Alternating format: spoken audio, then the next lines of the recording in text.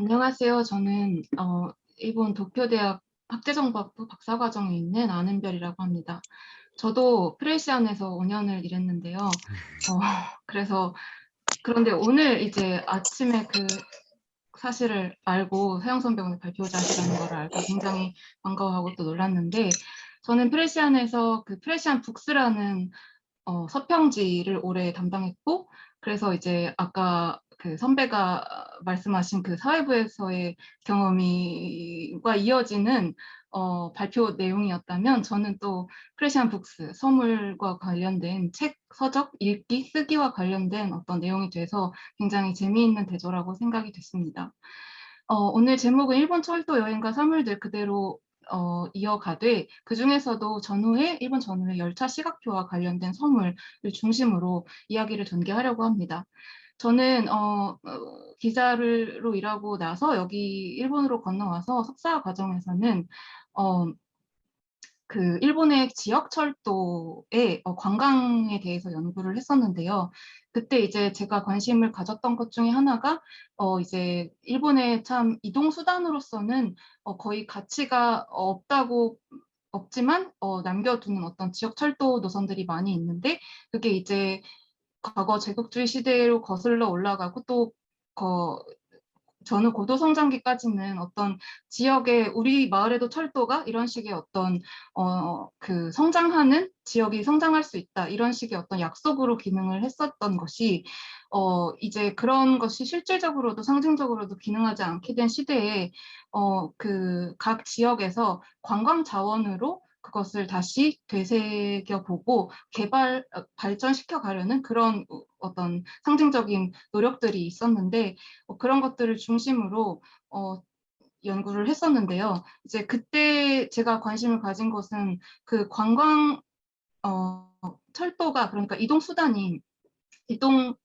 수단이 아니라 이동 그 자체가 목적화되는, 그래서 그야말로 타는 것 자체가 목적화되는 그런 이동에 관심을 가졌는데, 그때 그런 현상 속에서 그것도 어떻게 보면은 지금 굉장히 현대적인 그 이동의 어떤 양상 중에 하나라고 생각하는데, 이제 다른 어떤 관광 그 자체가 목적화된 탈 것, 그러니까 아까 하영 선배도 말씀해 주셨던 어떤 크루즈선이나 혹은 이제 어떤 관광버스 이런 것과는 다른 어떤 지역의 뿌리를 두고 있는 시설로서의 어떤 철도의 굉장히 다른 점들, 그런 것들을 좀 연구의 중점 과제로 하고 있다가 어, 박사 과정에 올라와서 이런 철도 그 자체가 어떤 유희의 어떤 승객 타는 것 자체가 어떤 유희가 되고 타는 것 자체가 목적화된 것들이 좀 더 거슬러 올라가 봤을 때 전후의 어떤 일본 철도의 과정 속에서도 어떤 원천 같은 것을 찾을 수 있는 것 같아서, 그런 것들을 중심으로 오늘 발표를 구성해 보게 됐습니다. 먼저 철도 시각표라고 하면 여러분들은 철도 시각표를 보신 적이 있으시겠지만, 시각표는 그 열차의 운행을 정한 트레인 다이어그램의 이용자용의 번역물입니다. 횡축과 종축을 보면은 다이어그램의 경우 횡축이 시간, 그리고 종축이 영명 위치, 그리고 시각표의 경우 그 종축은 마찬가지로 위치이지만 횡축에 나열되어 있는 것은 움직이는 열차 하나하나고, 그리고 그 안에 표에 시각이 표시되어 있습니다. 그런데 이런 열차의 운행을 승객용으로 번역한 하나하나의 표도 시각표라고 하지만, 한편으로는 또 이런 그 전기 간행물로서의 시각표도 있는데요. 한국에서는 거의 존재감이 없었고, 그리고 실제로 지금도 2003년 정도 이후로 명맥이 끊겨 있지만, 일본에서는 특히 전후 숨겨진 베스트셀러라고 불리며 대표 3종을 합쳐서 월 200만 부 정도가 팔렸던 인기 전기 관행물이었습니다. 그리고 그 내용은 그 안에 전부 다 색인 지도와 그 색인 지도와 연결된 그 각 노선의 시각표가 실려 있는데도 불구하고 일본에서 굉장히 애독과 애호의 대상이 되었던 특이한 현상이 있었습니다. 먼저 이 발표에서 다루는 것은 시각표 가운데 가장 대표적이라고 이야기되는 교통공사의 시각표, 그것도 전후의 어떤 교통공사의 시각표의 읽기와 관련된 현상들을 다루는데요. 이 시각표를 어떻게 들여다볼 것인가라는 문제의식을 조금 정리를 해보자면은, 먼저 제가 필드로 생각하고 있는 분야는 이제 건강 연구인데, 이제 건강 연구에서 지금까지의 가장 지배적인 아주 영향력이 큰 개념이었던 건강계획의 시선이라는 개념에 대해서 저자들이 시각 중심성 등의 비판에 응답하면서 이 건강 연구에서의 퍼포먼스를 어떻게 논할 것인가, 이런 문제의식들이 최근 10년 동안 있었습니다. 그 가운데 그런 다양한 접근 중 하나로 관광버스, 카메라 등 비인간 행위자, 사물이 일으키는 어떤 작용들, 그런 것들에 주목하는 어프로치가 있었는데요. 저는 이제 여러 가지 신체 모빌리티 중에서도 공공교통, 대중교통, 어떤 사회적인 정시성, 약속 속에 있는 그런 탈 것에 승객으로서 탄다고 하는 경험, 거기에서 어떤 사물들이 관여하고 있는지에 대해서 관심을 갖고 있고, 이런 건강 연구의 퍼포먼스라는 측면에서도 시각표를 주목하게 되었습니다. 그런데 이제 관광과 일불거리라는, 관광과 선물, 이런 식의 이제 관계를 논할 때 가장 이제 많이 이야기되는 것들이, 예를 들면 여행 잡지나 소설에서 재현하는, 미디어가 재현하는 이미지들을 기호적 소비하는 것이라는 일련의 연구 경향이랄까, 말투 같은 것들이 있는데, 여기에서 미디어만이 절대적인 관광의 양상을 결정하는 요소가 아니다라는 비판적인 의견도 제시되고 있는데, 이제 그 중에 하나가 루트 관광론. 우리가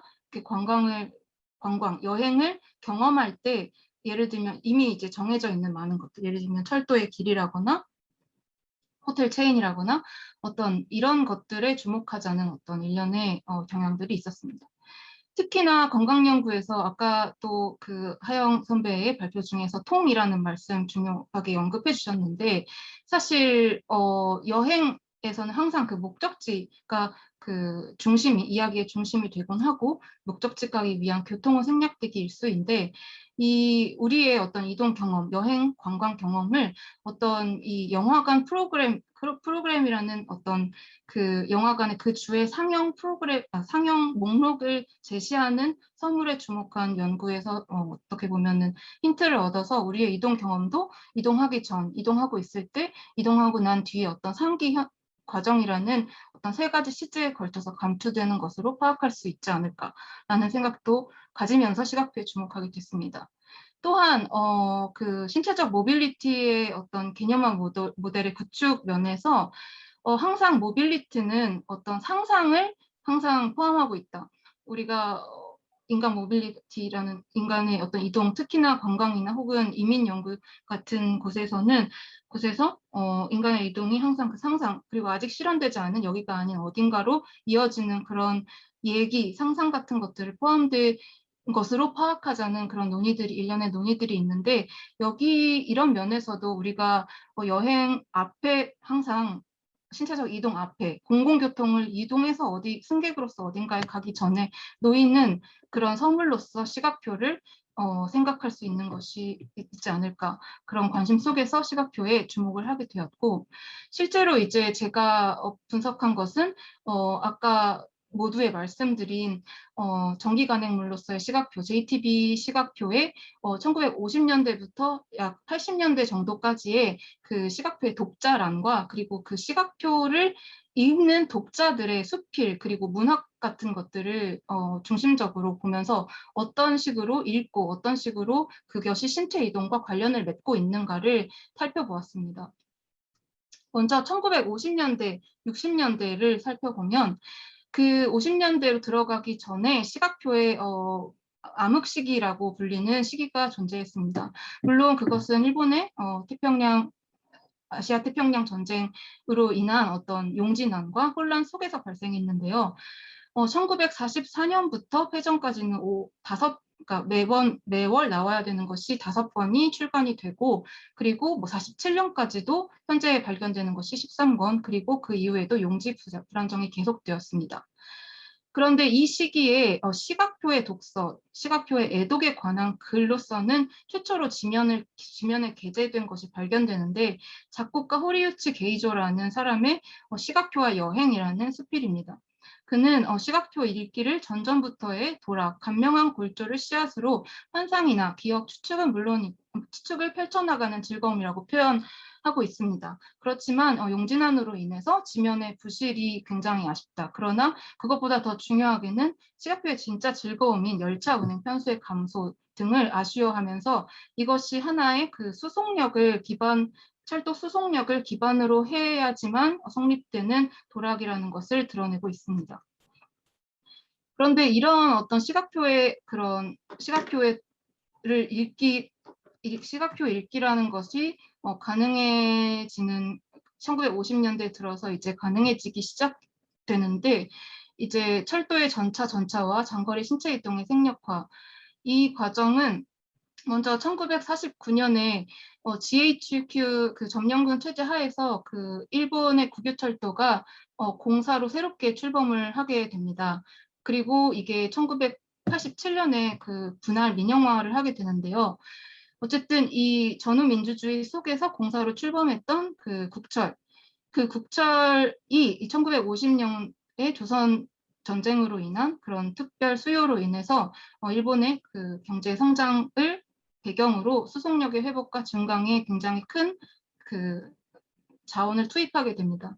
그러면서 1950년에 그 전전의 특급 열차가 부활하고 그것이 속도가 회복이 되고, 그리고 도카이도 본선의 전선의 전화라는 것은 한국의 그 대동맥이라고 불리는 경부 고속도로와 같은 위상인 일본의 오사카와 도쿄를 잇는 도카이도 본선이 더 이상 이제 느린 기차가 달리는 것이 아니라 전기화를 해서 이제 그 위를 전차가 달리게 되는 하나의 어떤 기술적인 혁신이 계속 이어지게 되는데요. 이것이 1964년 신칸센의 탄생으로 이어지는데, 이 과정은 국철이 1950년대 진행했던 동력 근대화라는 이름으로 진행했던 전기화, 전차화의 결과이기도 했습니다.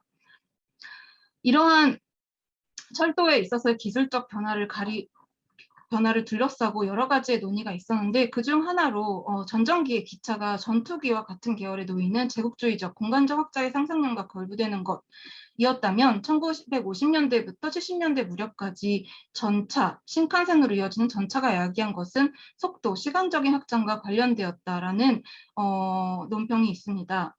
또한 이런 어떤 전차화 그리고 속도의 증진은 실제로 사람들이 이동 경험에 있어서의 큰 변화를 가져왔는데, 이것을 여행의 생략화, 그러니까 에너지가 줄어드는 일로 표현이 되기도 했습니다. 이 옆에 있는 사진은 아주 유명한 오지 야스지로의 도쿄 이야기라는 영화의 캡처 화면인데, 여러분도 아시다시피 이 영화에서 그 유치수의 그 아내분이 기차 여행을 하고 돌아와서 이제 병환으로 떠나시는 걸로 나오는데, 이 기차 여행이라는 거는 사실은 굉장히 그 장거리 여행이라는 거는 오래 걸리고 힘들고 노인들에게는 더 진짜 생명을 위협할 수 있을 정도로 힘든 것이었는데, 이 전차화 기술적인 변화에 따라서 어떤 일본인의 여행을 상상하는 것, 여행을 하는 것, 그런 것들의 실제적인 경험이 변했다는 것을 보여주고 있습니다. 이런 어떤 전차화의 흐름뿐만이 아니라 1950년대에는 국철의 주유권 제도라는 제도가 시작되어서 사람들의 그 사람들이 그냥 관광을 목적으로 꼭 필요해서 하는 것이 아니라 그냥 이렇게 돌아다니면서 타고 즐기는 그런 것들을 결정짓는 그런 많은 물건들이 있었는데요. 이 주유권이란 특정 권역 내 자유롭게 개혁한 여행 루트가 일정 조건을 충족할 경우에 할인된 가격으로 구입할 수 있는 제도인데, 여기서 중요한 것은 어떻게 계획을 세우는가에 따라서 말하자면 뽕을 뽑을 수 있는 그런 식의 어떤 제도를 도입함으로써 사람들이 시각표를 이용해서 적극적으로 이 여행 계획을 짜서 거기에서 어떻게 하면 능률적인 신체 이동을 할 수 있는가 이런 것들을 계획할 수 있도록 만들었습니다. 이 당시 그 월간 시각표에는 교환실이라는 이름의 독자 코너가 등장했는데 이제 그 내용을 들여다본 결과 뭐 예를 들어 아직 편집 기술이 미비했기 때문에 어떤 오자나 실제 운행 상황과의 정보의 다름을 지적하는 것이 다수였지만 그 가운데는 어떤 시각표란 이런 물건이어야 된다라는 어떤 규범 같은 것들이 나타나는 부분이 있었는데요. 예를 들어 우리가 운행 계획을 세울 때 가장 알고 싶은 것은 이용 열차의 운임인데 그 운임이 맨 마지막 페이지에 실려 있고 갱지로 되어 있어서 너무 불편하다. 이런 식으로 이런 식의 의견에서는 어떤 우리가 실제 신처에 이동할 때 그리고 이런 주유권을 사용해서 능률적으로 이동 계획을 세우고 이동을 달성시킬 때 그 유효성을 높일 수 있는 물건이어야만 한다. 이런 식의 관점이 드러나고 있습니다. 그런데 이 교환실이라는 독자 코너에 실리지 못한 독자 투서도 상당히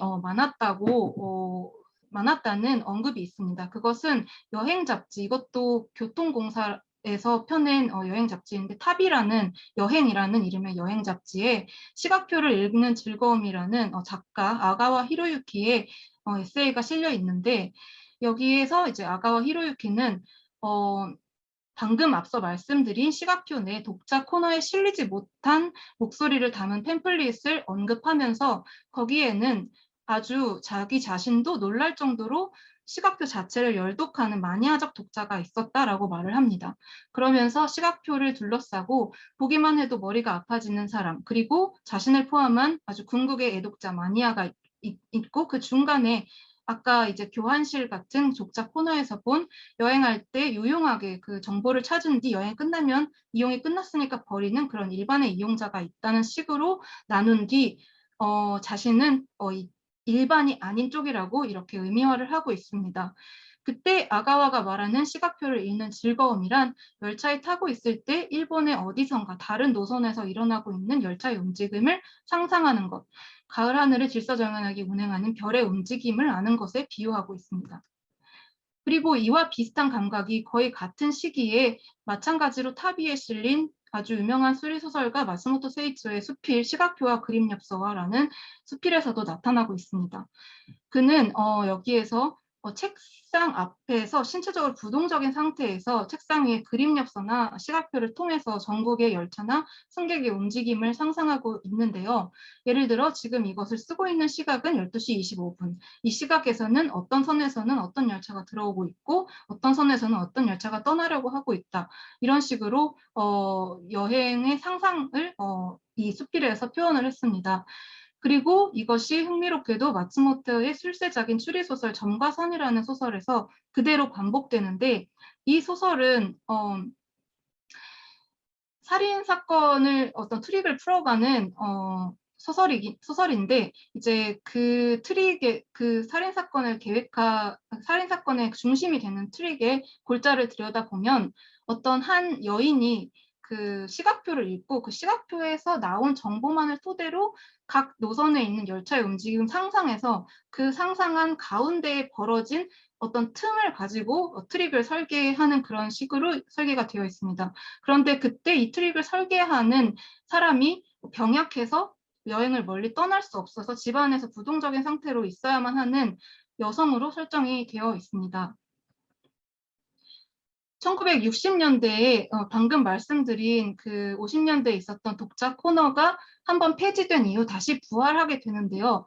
이때의 그 독자 코너, 부활한 독자 코너의 이름은 뷔페라는 이름으로 이 코너를 들여다봤을 때 흥미로운 점은 방금 마츠모토 세이초의 소설 점과 선에서 드러난 것처럼 신체 이동을 대신하는 언젠가 떠날 가능성이 있는 상상 여행을 하게 하는 미디어로서의 시각표 독서가 두드러지게 나타난다는 점입니다. 가령 코너 첫 등장 4건의 투서는 모두 실제로 그 정가선의 병약형 료코라는 그 트릭을 설계한 여성처럼 신체적 이동성에 제약이 있는 존재 모두 초등학생이나 중학생이 쓴 투서로 그 이후에도 어린 어떤 철도 시각표를 보면서 멀리 갈 수 없는, 그러나 이 시각표를 보는 것만으로도 신체 이동을 상상하는 그런 독서들이 많이 나타나고 있습니다. 그리고 여기에서는 발표 시간이 2분이 남아서 그렇게 지금 짧게 남았는지 몰랐습니다만, 너무 제가 준비를 너무 바투하느라 많은 내용을 말씀드리지는 못할 것 같은데요. 그 70년대, 80년대 이야기를 간략하게 드리고 정리를 하도록 하겠습니다. 이제 방금 말씀드린 것처럼 60년대에 어떤 지배적으로 드러난 시각표 독서의 양상이 어떤 멀리 지금 신체적으로 부동성에 있는 상태 속에서 먼 곳으로의 이동을 상상하는 것이었다면 70년대 말에는 일단 70년대 말에 그 시각표 관련 붐이 일어나게 됩니다. 다양한 시각표 관련 서적들이 출간이 됩니다. 그런데 이 시각표 붐의 배경에서는 방금 말씀드린 동력 근대화, 즉 철도에서 기차를 증기기관을 몰아내고 전화를 시키는 그런 과정 속에서 증기기관차가 어떤 향수를 상징하고 그리고 어떤 낭만을 상징하고 과거로의 어떤 시선을 만들어내게 된 그런 계기가 있었습니다. 그 과정에서 과거의 시각표가 복각판이 출간이 되고 그것이 인기를 끌게 됩니다. 그런데 이 70년대 말 시각표의 붐 속에서 시각표의 독서를 주제로 한 기획도서의 출간과 새로운 저자들이 많이 등장하게 되었는데 기존에는 어떤 유명한 작가가 시각표 도락을 이야기했다면 70년대 말에 새로 등장한 작가들은 시각표를 읽는 것 그 자체가 그 서적의 주제가 되는, 그러니까 시각표 읽기가 쓰기의 어떤 계기가 되는, 트리거가 되는 그런 식의 공통점이 있습니다. 특히 이들의 어떤 집필 활동은 완승이라는 행위, 이 완승이라는 행위는 교통기관이 영업하는 모든 노선에 탑승하는 완전 승차의 줄임말인데 일본에서는 주로 국철 노선을 전부 타는 그런 행위 속에서 이루어졌습니다. 이런 완승이라는 미션적 행위 속의 관련 속에서 시각표 독서와 그 신체 이동을 계속해서 왕복하는 모빌리티가 나타나게 됩니다.